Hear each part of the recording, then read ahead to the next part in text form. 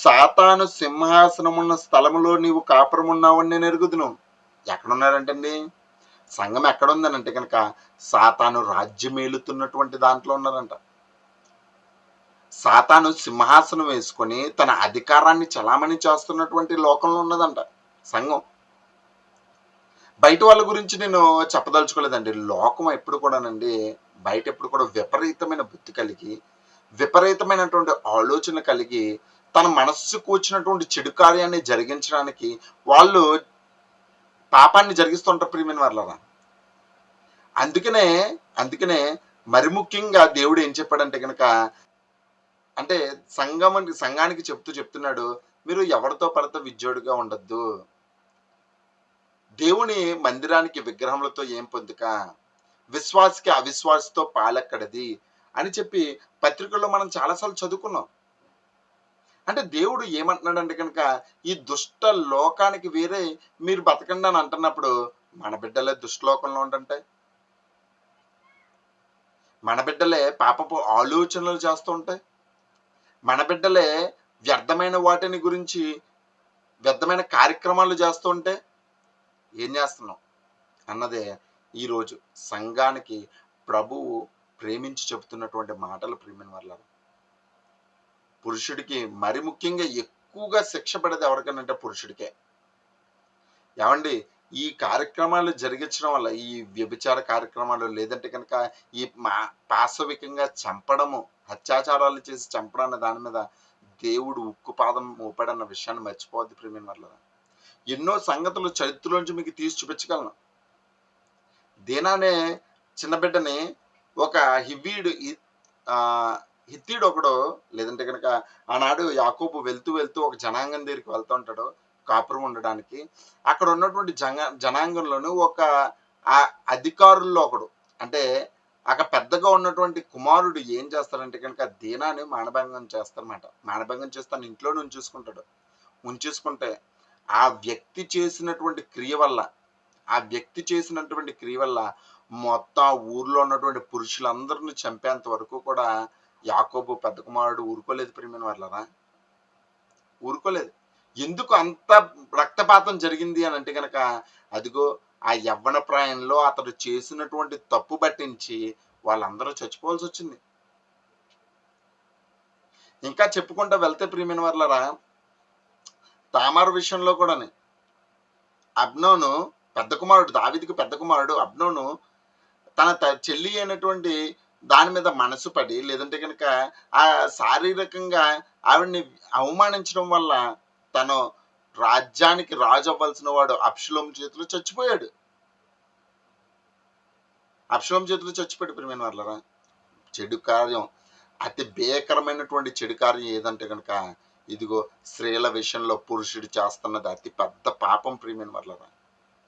అందుకనే మన కిందసారి మీకు చూపించాను, దేశం వ్యభిచారంతో నిండిపోయిందని, కామాతురతో నిండిపోయిందని చెప్పేసి.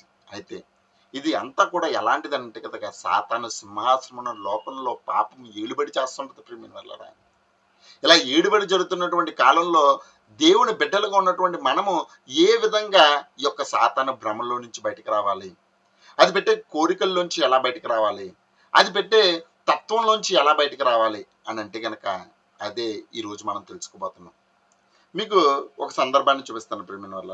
మొదటి రాజులు 1వ అధ్యాయము 5-6 వచనాలు చూద్దాం ప్రియమైన వాళ్ళ. హగ్గీతు కుమారుడైన అదోనియా గర్వించిన వాడే, నేనే రాజునగుదును అనుకుని రథములను గుర్రపు రౌతులను తనకు ముందుగా పరిగెత్తుటకు 50 మంది మనుషులను ఏర్పరచుకున్నాను. అతని తండ్రి, నీవు ఇలాగున ఏల చేయుచున్నావని అతని చేత ఎప్పుడునూ విచారించి అతనికి నొప్పి కలగజేయలేదు. ఎవరి గురించి చెప్తున్నాడు అనుకున్నారు? ఈ హగ్గీతు ఎవరు అనుకున్నారు? ఈ హగ్గీతు ఎవరండి? ఎవరంటే కనుక మనం చూద్దాం ఒకసారి. మొదటి దినవృత్తాంతాలు 3వ అధ్యాయము 2వ వచనం దావీదు గురించి చెప్తున్నమాట. దావీదునకు హెబ్రోన్లో పుట్టిన కుమారులు ఎవరనగా దాని గురించి చెప్పుకుంటూ 2వ వచనంలో, గేషూరు రాజైన తల్మై కుమార్తె అయిన మయాకాకు పుట్టిన అబ్షలోము 3వ వాడు, హగ్గీతు కుమారుడైన అదోనియా 4వ వాడు. ఎవరంటే కనుక ఈ హగ్గీతు దావీదు యొక్క భార్య. దావీదు యొక్క భార్య. ఈ అదోనియా ఎవరనంటే గనక దావీదు యొక్క 4వ కుమారుడు. ఇతను ఏం చేశాడంటే గనక ఇతనే అప్పటికి దావీదు ముసలివాడైపోయాడు. చావు బ్రతుకుల మధ్యలో అంటే ఇంకా కాలం చేసి వెళ్ళిపోవాల్సినటువంటి సమయం వచ్చేసింది ఇంకా దావీదుకి. అయితే అతని తర్వాత ఇదిగో తనే రాజు అయిపోద్దన్న ఉద్దేశంతో ఒక 50 మందిని పురమాయించుకొని అలాగా తానే రాజును అన్నట్టుగా ప్రకటించుకుని రాజ్యంలో ఏలుబడి చేస్తున్నాడు ప్రియమైన వాళ్ళారా. మరి నువ్వు ఎందుకు ఇలా చేస్తున్నావు అని చెప్పి తండ్రి కొడుకుని తీసుకొచ్చి అడగలేదు ప్రియమైన వాళ్ళారా. ఎందుకు అడగలేదు? దావీదు ఇశ్రాయేలుని నడిపించాడు, గొప్ప కార్యాలు ఇశ్రాయేలులో జరిగించాడు, దేవుడు అతనికి తోడై ఉన్నాడు. కాకపోతే అతని ఇంటిని చక్కపరచుకోవడంలో దావీదు బహుఘోరంగా విఫలమయ్యాడు ప్రియమైన వాళ్ళారా. బహుఘోరంగా విఫలమయ్యాడు. ఎందుకు అంత విఫలమయ్యాడంటే కనుక అతను జరిగించినటువంటి చెడు క్రియను బట్టించి అతను తన కుమారులు తప్పు చేస్తున్నా సరే అతని కుమారుల్ని దగ్గర చేర్చుకొని ఇది తప్పురా అని చెప్పలేకపోయాడు ప్రియమైన వాళ్ళారా. చెప్పలేకపోయాడు. ఎందుకురా నువ్వు ఇలాంటిది చేస్తున్నావు? నేను ఎవరిని రాజుగా ప్రకటించాలో నాకు తెలుసు కదా, నువ్వు ఎందుకు అంత తొందరపాటు పడిపోయి రాజ్యంలో ఇలాంటి కీడు ఎందుకు చేస్తున్నావు అని చెప్పేసి చెప్పలేకపోయాడు. తన చెల్లి విషయంలో అబ్షలోము చెల్లి విషయంలో దావీదు కుమారుడు చేసినటువంటి అబ్నేర్ విషయంలో కూడా దావీదు ఏం మాట్లాడలేకపోయాడు. ఎందుకనంటే కనుక ఒక్కటే కారణం, అప్పటికి దావీదు తప్పు చేశాడు. దానివల్ల దావీదుకి చాలా అవమానం వచ్చింది. చివరి కాలంలో వృద్ధాప్యంలో ఉన్నప్పుడు అతని రాజ్యంలో జరుగుతున్నటువంటి కల్లోలమే ఈ అదోనియా తీసుకొచ్చింది ప్రియమైన. తప్పని చెప్పలేకపోయాడు. ఎందుకనంటే కనుక తండ్రి చేసినటువంటి పాపం ప్రియమైన వల్ల. తండ్రి చేసినటువంటి పాపం. తల్లిదండ్రులు పిల్లలకి మాదిరికరంగా ఉండాలి ప్రియమైన వాళ్ళరా. తల్లిదండ్రులు బిడ్డలు చూసి నేర్చుకుంటారు. నీ బిడ్డాడు ఎలా ప్రవర్తిస్తున్నాడు, నీ బిడ్డ ఎలా ప్రవర్తిస్తుందని చెప్పేసి నువ్వు ఎందుకు కాయలేకపోతున్నావు అని అంటే కనుక నీలో లోపం పట్టించి నీ బిడ్డకి ఏదో చేద్దామని చెప్పేసి నీ బిడ్డను ఏదో గొప్పగా చేద్దామన్న ఆలోచన ఉండడం మంచిదే. బిడ్డలను గొప్పగా ఉంచాలన్నది మంచిదే. కాకపోతే వాడు ఎలాంటి ఆలోచన ఉన్నాడో, వాడు చేస్తున్న తప్ప కాదా అని చెప్పి విచక్షణ లేకుండా నీ బిడ్డలు పెంచుతుంటే కనుక అది నీకు కీడు చేస్తుంది అన్న విషయాన్ని మర్చిపోద్దు ప్రియమైన వాళ్ళరా. ఎంత కీడు తీసుకొచ్చారనుకున్నాడా. మనశ్శాంతి లేదు ప్రియమైన వాళ్ళరా. దావీదికి మనశ్శాంతి లేదు. ఎందుకనంటే కనుక తాను జరిగించినటువంటి చెడు క్రియను బట్టించి అప్పటి వరకు చాలా సంతోషంగా ఉన్నాడు, దేవుని బట్టి చాలా ఆనందించాడు. కానీ బెత్సబా విషయంలో చేసినటువంటి తప్పు వల్ల అతను మొత్తం సర్వనాశనం అయిపోయాడు ప్రియమైన వల్ల. సర్వనాశనం అయిపోయాడు. సర్వాన్ని కోల్పోవలసి వచ్చింది. సర్వాన్ని నష్టపరుచుకున్నాడు ప్రియమైన వల్ల. కుమారులు కూడా వెనుదిరిగాడు. అబ్షలోము దగ్గర నేను తప్పించుకోవడానికి పారిపోయాడు ప్రియమైన వాళ్ళరా. ప్రియమైన వాళ్ళలో ఒకటి అడుగుతాను, ఎస్పెషల్లీ స్త్రీల విషయంలో వచ్చేటప్పటికి అడుగుతాను. మీరు ఎప్పుడైనా సరే మీ బిడ్డని అంటే సమాజంలో చాలా ఎక్కువగా ఉంటుంటారు. అక్క చెల్లెలు కానీ, అన్నదమ్ముళ్ళు కానీ, లేదంటే కనుక అన్న చెల్లి కానీ, అన్న అక్క కానీ, ఇలాగ చాలా సంబంధాలు ఉంటాయి. ఎప్పుడైనా మీ బిడ్డకి చెప్పారా చెల్లిని తప్పుడు దృష్టితో చూడకూడదని ఎప్పుడన్నా చెప్పారా? అరే అక్కని తప్పుడు దృష్టితో చూడకూడదని చెప్పారా? తల్లిని తప్పుడు దృష్టితో చూడకూడదని ఎప్పుడైనా చెప్పారా? సామాన్యంగా చెప్పము. ఎందుకు చెప్పమంటే కనుక మనకి డిఫాల్ట్గా ఎస్ నా తల్లిని నేను ఒక మంచి దృష్టితో చూడాలని అని మన సంస్కృతి, మన కల్చర్ నేర్పిస్తుంది. కాకపోతే బయట వాడిని అదే దృష్టితో చూడాలన్న ఆలోచన ఎందుకు మన బిడ్డలకు నేర్పించలేకపోతున్నాం? ఎందుకు మన యవ్వన ప్రాయంలో అడుగు పెడుతున్నాడు అంటే చిన్నప్పటి నుంచి చెప్పుకుని రావాలని ప్రతి తరంలోనూ కూడా ప్రతి సందర్భంలో కూడా అసలు స్త్రీల ఎడల ఎలా మలుచుకోవాలో మన బిడ్డలకు నేర్పించిపోవడం వల్లనే నీకు నీకు గర్భకోశ కలుగుతుంది ప్రియమైన వల్ల. గర్భకోశ కలుగుతుంది. ఎందుకనంటే కనుక దావీదు చేసినటువంటి చెడుతనం పట్టించి తన బిడ్డలకు చెప్పుకోలేకపోయాడు. అరే ఇది తప్పురా అని చెప్పలేకపోయాడు. అతను జరిగిస్తున్న తప్పు అని తెలిసినా కదా మందలించలేకపోయాడు ప్రియమైన. ఎందుకు చెప్పలేకపోతున్నావు? నీ బిడ్డలకు ఇప్పటి నుంచి ఎలా ప్రవర్తించాలో ఎలా నడుచుకోవాలో నువ్వు చెప్పకపోతే వేస్ట్ ప్రియమైన వల్ల. బిడ్డలు కనివేస్ట్. బిడ్డల్ని కనివేస్ట్. ఎంతమంది తన బిడ్డలు ఎలా ప్రార్థన స్కూల్కి వెళ్ళి వచ్చిన తర్వాత అరే స్కూల్లో ఏం జరిగిందని కూర్చోబెట్టి అడిగే తల్లిదండ్రులు ఉన్నారంటారా? అరే నీ స్కూల్లో పరిస్థితులు ఎలా ఉన్నారా అని చెప్పి ఎప్పుడన్నా నీ బిడ్డను అడిగారా? ఎప్పుడు కూడా స్త్రీలను ప్రతి చోట రిజర్వ్. స్త్రీలు బయటికి వెళ్తే త్వరగా వచ్చేంత వరకు ఊరుకోరు.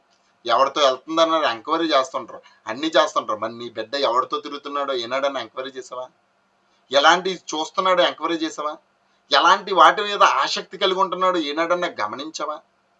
గమనించకపోతే నష్టాన్ని తెచ్చుకుంటారు ప్రియమైన వాళ్ళరా. గమనించకపోతే నీ కొడుకు నువ్వు కోల్పోవాల్సి వస్తుంది. వ్యర్థమైన వాటికి తిరగడానికి నీ కొడుకు వెళ్ళిపోతుంటాడు. మనకి ఏంటనంటే కనుక మనకు గొప్ప సామెతలు కూడా చెప్తారండి. పురుషుడు అంట తిరగకపోతే చెడిపోతాడంట, స్త్రీ తిరిగితే చెడిపోద్దంట. ఎక్కడున్నా చెడిపోతారు. అంటే నువ్వే ఇంటికి నుంచి బయటికి పంపించేసి వాడి వ్యర్థమైనవన్నీ చేయడానికి నువ్వే లైసెన్స్ ఇస్తున్నావు. తప్పు చేయడానికి లైసెన్స్ ఇస్తున్నావు. వాడు తప్పు చేసి వస్తే మందలించడం మానేసి తిరిగి వాడినే వెనకేసుకుని వస్తున్నావు. కాబట్టి ఇదిగో వాడు చేస్తున్నాడు చెడుతనాన్ని పట్టించి నీకు ఘోష కలగడం కామన్. సామాన్యంగా నీకు వస్తుంది అటు చేసి చెడుతనాన్ని పట్టించి. స్త్రీ మీద పెట్టినటువంటి శ్రద్ధ పురుషుడి మీద ఎందుకు పెట్టడం లేదు? నీ కుమారుడి మీద ఎందుకు పెట్టడం లేదు? అంటే కుమారుడు అంటే ప్రేమ అనుకుంటున్నారా? చెప్తున్నాడు కుమారుడు ఎలా ఉంటాడో సామెతల గ్రంథంలో చెప్తున్నాడు. సామెతల గ్రంథము 22వ అధ్యాయము 15వ వచనం చూద్దాం ప్రియమైన. సామెతల గ్రంథము 22వ అధ్యాయము 15వ వచనం. బాలుని హృదయంలో మూఢత్వము స్వాభావికంగా పడుతుంది. మూఢత్వం అనేది సహజంగా వాడికి వస్తుందంట ప్రియమైన వాళ్ళని. మరి ఆ మూఢత్వం వచ్చినప్పుడు నీ బిడ్డకి ఎలాగా ఆడు ప్రతి దానికి ప్రశ్న అడుగుతాడు. అడిగితే నువ్వు సమాధానం చెప్పగలిగే దృష్టిలోనే ఉన్నావా? వాడికి మంచి చెప్పే దృష్టిలోనే ఉన్నావా? లేదే. వాడు నీ దగ్గర నుంచి తీసుకునేది ఇన్పుట్ కన్నానే లోకల్ నుంచి తీసుకున్నటువంటి ఇన్పుట్ ఎక్కువగా ఉండడం వల్ల ఆల్రెడీ సాతాను రాజ్యం మారుతుంది. కాబట్టి వాడు బందీలోనికి వెళ్ళిపోతాడు. దేవుని యొక్క దృష్టిలో నుంచి తొలగిపోతాడు ప్రియమైన వాళ్ళరా. నీ కుమారుడు తప్పు చేస్తే వెనకేసుకుని వస్తున్నావు అంటే కనుక వాడి మీదకు నువ్వు శిక్ష తీసుకురావడానికి సిద్ధంగా ఉన్నావన్న విషయాన్ని మర్చిపోద్దు. ఇప్పుడు జరిగించినటువంటి చిన్న చిన్న తప్పులే పెద్ద అయిన తర్వాత వాడు పెద్ద పాపిగా మారడానికి అడుగులు ముందు పెడతా ఉంటాయి. అబద్ధాలు ఆడినప్పుడే అరే అబద్ధాలు ఆడకూడదు, తప్పు అని చెప్పారా మీరు? ఒరే ఇది తప్పు జరిగిస్తున్నప్పుడు ఇది తప్పురా, ఇలా చేయకూడదురా అని ఏనాడన్నా చెప్పారా? ఒరే నువ్వు చెల్లిని ఎలా చూస్తున్నావో, ఇదిగో నీ అక్కని ఎలా చూస్తున్నావో బయట ఉన్నటువంటి పరస్త్రీలను కూడా అలాగే చూడాలని ఏడానన్నా నేర్పించావా? స్కూల్లో 10 సంవత్సరాల నుంచి అండి, స్కూల్ 1వ తరగతి నుంచి 10వ తరగతి వరకు తీసుకుని ప్రతిరోజు స్కూల్లో పొద్దున్న India is my country, all Indians are my brothers and sisters అని ప్రతిజ్ఞ చేస్తుంటారు. కానీ అందరినీ కూడా చెడు దృష్టితోనే ఒక పురుషుడు చూడగలుగుతానంటే ఆడికి మనసుకి అబ్బడం లేదు. నా చెల్లిని చూసినట్టుగా, లేదంటే నా అమ్మని చూసినట్టుగా, నా అక్కని చూసినట్టుగా పరాయి స్త్రీని చూడాలన్నటువంటి వాడికి రావడం లేదు. ప్రతిజ్ఞ అయితే రోజు చేస్తున్నాడు, కాకపోతే దానికి తగ్గట్టుగా నీ బిడ్డడు బతకడం లేదు ప్రియమైన వాళ్ళరా. అలా మూఢత్వం వచ్చినప్పుడు ఏం చేయమన్నాడో ప్రభు చెప్పింది. నీ బిడ్డను ఎలా పెంచాలి అన్న దానికోసం ప్రభు చెప్తున్నటువంటి మాటను ఒకసారి ఆలోచన చేద్దాం. 22:15 బాలుని హృదయంలో మూఢత్వము స్వాభావికంగా పుట్టును, శిక్ష దండము దానిలో నుండి తోలివేయును. ఎంతమంది నీ బిడ్డ అడిగింది ప్రతిదీ ఇస్తున్నారో, వాడు కావాలన్నది ప్రతిదీ చేస్తున్నారా అంటే కనుక వాడిని మీరు ప్రేమించడం లేదు. వాడి మీదకి శిక్ష తీసుకురావడానికి మీరు ప్రయత్నిస్తున్నారు. వాడు తప్పు చేస్తే ఎంకరేజ్ చేస్తున్నారంటే కనుక వాడిని మీరే చేతులారా పాడు చేస్తున్నారు. చిన్న పాప దగ్గర నుంచి పెద్ద పాప రేంజ్కి మీరే తీసుకెళ్తున్నారండి. మీ చేతులారా మీరే చేస్తున్నారు ప్రియమైన వాళ్ళ.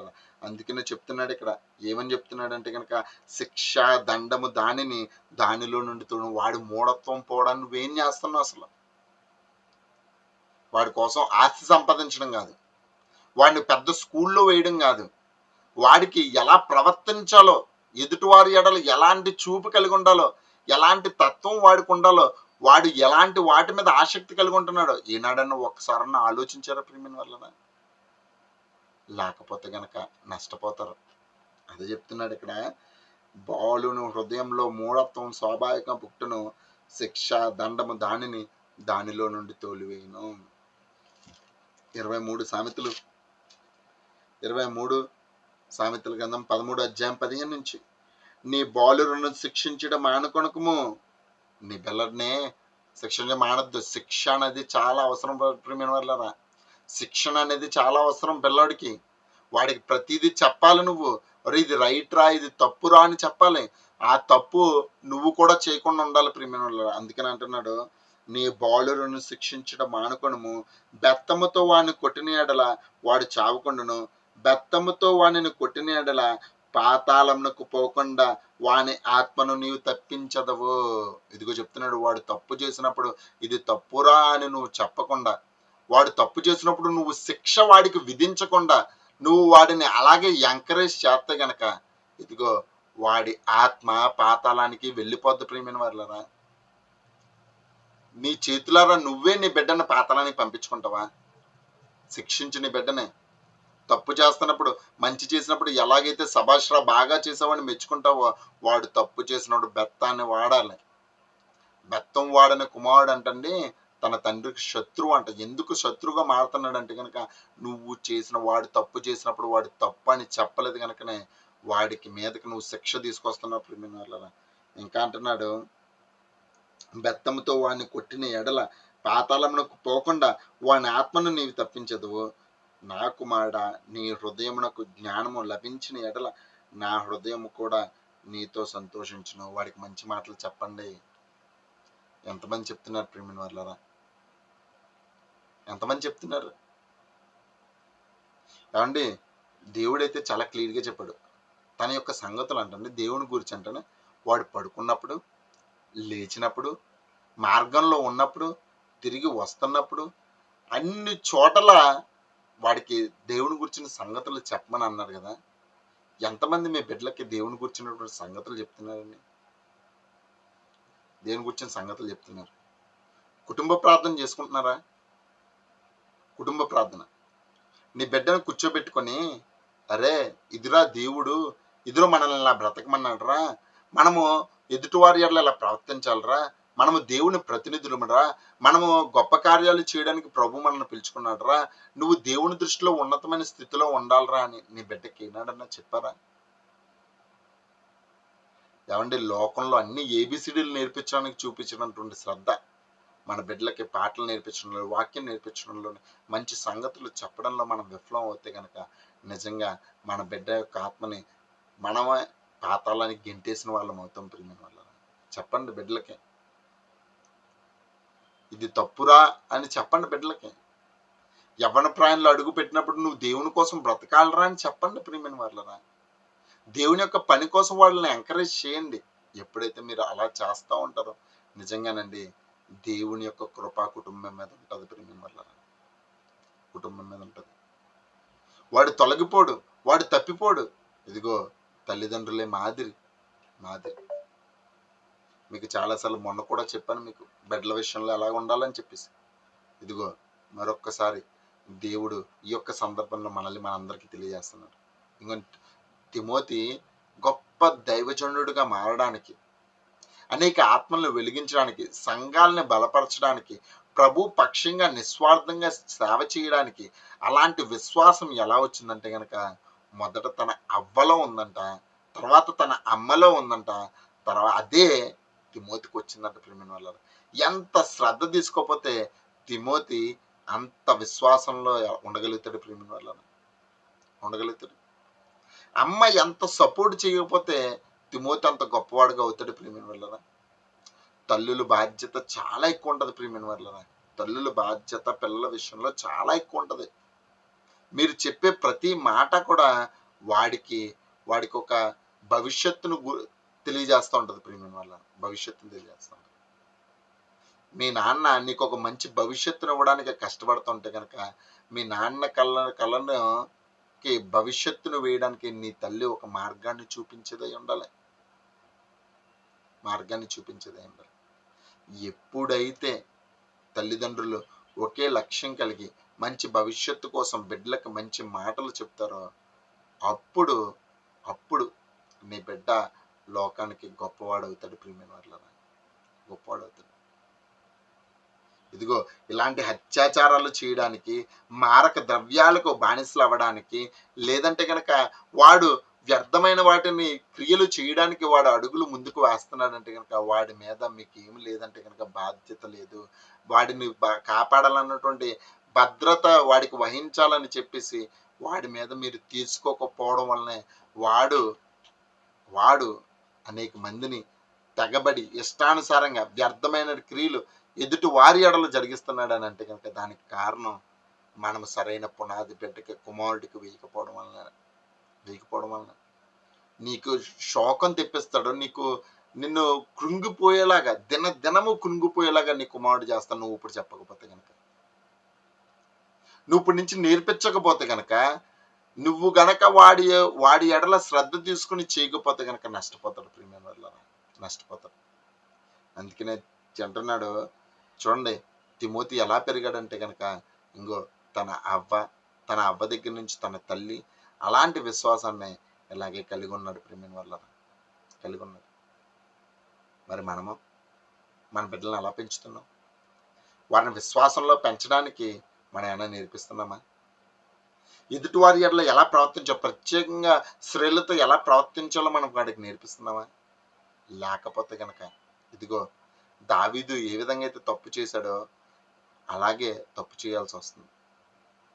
అదోనియా ఆ గర్వం కొండి నేనే రాజు అవ్వాలన్న ఆలోచన కలిగి ఉన్నాడు చూసారండి. అదోనియా చచ్చిపోయాడు. ప్రియమైన వాళ్ళారా, చచ్చిపోయాడు. ఏలి కుమారులు చచ్చిపోయారు. ఆ చెడు క్రియ జరిగించినటువంటి దీన విషయంలో చెడుతనం జరిగించినటువంటి ఆ యొక్క ఊరినే వల్లకాడు చేస్తారు. ప్రియమైన వాళ్ళారా, ఈ యొక్క మోయాబీరాలతో చేసినటువంటి వ్యభిచారం వలన ఒక్క రోజున 24,000 మంది చచ్చిపోయారంటే కనుక ఆలోచించండి ఎలాంటి దండనకు కారణం అవుతుందో వారు జరిగించే చెడు క్రియ. మాయని మచ్చలా ఉండిపోద్ది. ప్రియమైన వాళ్ళ అలాంటి అత్యాచారాలు మాయని మచ్చ లోకానికి. దాంట్లో మన బిడ్డలు వెళ్ళకూడదు. సాతాను వేసే ప్రతి వలలో నుంచి బయటికి రావాలంటే అది దేవుని యొక్క వాక్యంతోనే సాధ్యమని ఎంతమంది గమనిస్తున్నారు? నీ కుమారుడికి చెప్పండి. ఇదిగో పౌలు తిమోతికి రాసిన పత్రికలో చెప్తున్నాడు, ఇంకో తిమోతి జాగ్రత్తగా ఉండు. ఇదిగో అక్కడ హెచ్చరిస్తున్నాడు. తిమోతికి రాసినటువంటి పత్రిక మొదటి తిమోతి 5వ అధ్యాయము మొదటి నుంచి. వృద్ధుని గద్దెంపక తండ్రిగా భావించి అతన్ని హెచ్చరించుము. అన్నదమ్ములని యవ్వనులకును, నువ్వు నా చర్చిలోకి వచ్చిన వాళ్ళతో ఎలా ప్రవర్తించాలంటే, ఇదిగో చర్చిలోకి వెళ్తే ఇదిగో నా అన్న, ఇదిగో నా తమ్ముడు అని చెప్పి అన్నదమ్ములని యవ్వనులకును, తల్లులకని వృద్ధులతోనూ, స్త్రీలను అక్క చెండ్రులని, స్త్రీలను అలా చూడాలంటే అక్కని చెల్లని చూడాలంట. ప్రియమైన వాళ్ళ అక్కని చెల్లని చూడాలంట. ఎంతమంది చర్చకొచ్చినటువంటి స్త్రీల్లో పెద్దవాళ్ళు అయితే అక్కని, చిన్నవారిని అయితే చెల్లని చూస్తున్నారు. ప్రియమైన వాళ్ళ ఎంతమంది చూస్తున్నారు? లేదు. అందుకని చెప్తున్నాడు పౌలు, చెప్తున్నాడు చాలా క్లియర్గా, తల్లులకి వృద్ధ స్త్రీలను అక్క చెల్లెళ్ళని పూర్ణ పవిత్రతతో యవ్వన స్త్రీలను హెచ్చరించము. ఇదిగో చూసే చూపు బాగుండాలి, ఎలా పడతా అలా చూడకు, వ్యర్థమైనది చూడకు అని చెప్పి కన్నులకు బాసలు చేసుకోమని దేవుడు హృదయంలో ఎలాంటి పవిత్రమైనటువంటి హృదయంతో యవ్వన స్త్రీలను చూడాలని చెప్పి ఎంతమందిని బిడ్డలకి హెచ్చరిక చేస్తున్నారు.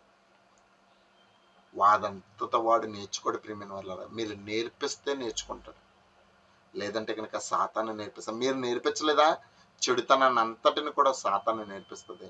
చివరికి నీకు ఘోషణ కలిగించి వాడు చచ్చిపోవడానికి ప్రధానమైన కారణం, వాడు శారీరకంగానే చావు కాకుండానే పాతాళంలో చావడానికి నీ బిడ్డల్ని మీరే సిద్ధపరుస్తారా? ఒకసారి ఆత్మ పరిశీలన చేసుకోవచ్చు, ఆలోచన చేసుకోవచ్చు. ఇంకా మన బిడ్డల విషయంలో ఇంకా మనం వెనకడుగు వేస్తున్నామేమో ఒకసారి ఆలోచించేద్దాం. ఏమండి, ఆఫీసులోకి వెళితే ఒక ఇద్దరు పురుషులు కలుసుకుంటే వాళ్ళు మాట్లాడే కామన్ టాపిక్ ఒక స్త్రీ గురించే. కాలేజీలోకి వెళ్ళి యవనస్తుల దగ్గర నుంచండి వాళ్ళు మాట్లాడుకునే కామన్ టాపిక్ ఒక స్త్రీ గురించే. ఎలా మాట్లాడుకున్నప్పుడు నీ బిడ్డ వెనక్కి రావడం లేదు, వాళ్ళతోనే ముచ్చరించడానికి సంతోషపడుతున్నాడంటే కనుక నీ బిడ్డ రాంగ్ ట్రాక్లో ఉన్నాడన్న విషయాన్ని గమనించండి. వాడు చూసే అన్నీ కూడా వల్గర్గా ఉంటున్నాయంటే కనుక గమనించండి. వాడు ఎవరితో మాట్లాడుతున్నాడు, ఎంతసేపు మాట్లాడుతున్నాడు, ఎందుకు వాడిని అనుమానించమని కాదు, వాడు తప్పుదారిలోకి వెళ్ళిపోతాడేమో అని గురి కలిగి వాడిని సంరక్షించండి ప్రియమైన వాళ్ళ.